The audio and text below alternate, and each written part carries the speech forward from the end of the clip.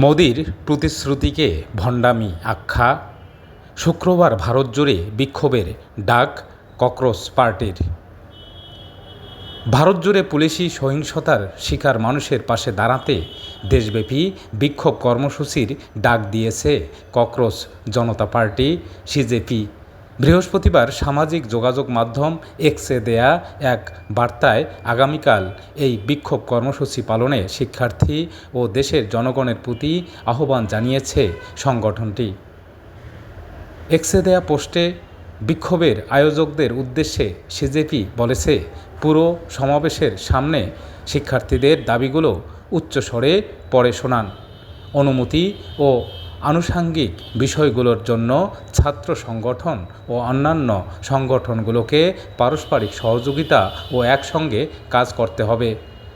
এর আগে বৃহস্পতিবার সকালের দিকে দেশটির আলোচিত এই আন্দোলনের প্রতিষ্ঠাতা অভিজিৎ দীপকে বলেছেন তীব্র জ্বর ও শরীর ব্যথার কারণে যন্তর মন্তরের বিক্ষোভস্থল থেকে তাকে কয়েক ঘন্টার জন্য দূরে থাকতে হচ্ছে। সিজেপির এই নেতা বলেছেন, গত কয়েকদিন ধরেই জ্বর ও প্রচণ্ড শারীরিক যন্ত্রণা সহ্য করে রাখার ঔষধ খেয়ে কাজ চালিয়ে যাচ্ছিলেন। আজ যন্তর মন্তরে আমাকে না পেলে ক্ষমাসুন্দর দৃষ্টিতে দেখবেন।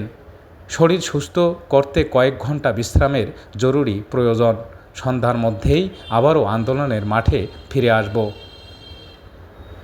সরকারের আলোচনার প্রস্তাবে সাড়া নেই সিজেপির।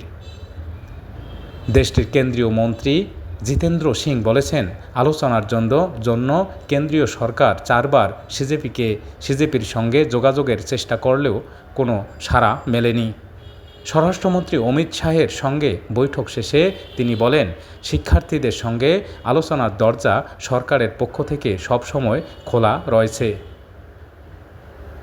তিনি বলেন, আমরা চারবার তাদের সঙ্গে কথা বলার চেষ্টা করেছি, কিন্তু কোনো উত্তর পাইনি।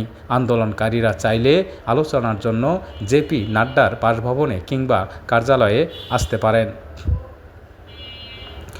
প্রশ্ন ফাঁসকারীদের কড়া শাস্তির হুঁশিয়ারি মোদির। এর আগে একই দিনে সকালে প্রথমবারের মতো প্রশ্নপত্র ফাঁসে জড়িতদের কঠোর ও দ্রুততম শাস্তির আশ্বাস দেন ভারতের প্রধানমন্ত্রী নরেন্দ্র মোদি। তিনি বলেন, আমাদের তরুণ প্রজন্মের ভবিষ্যৎ নিয়ে ছিনিমিনি খেলার চেষ্টা করা কাউকেই রেহাই দেয়া হবে না। সামাজিক যোগাযোগ মাধ্যমে দেয়া পোস্টে তিনি বলেন, প্রশ্ন ফাঁসে জড়িত অপরাধীদের দ্রুত সাজা নিশ্চিত করতে আমরা দ্রুত বিচার আদালত গঠনের সিদ্ধান্ত নিয়েছি। এ বিষয়ে দ্রুত ও কার্যকরী পদক্ষেপ নিতে সংশ্লিষ্টদের নির্দেশ দেয়া হয়েছে।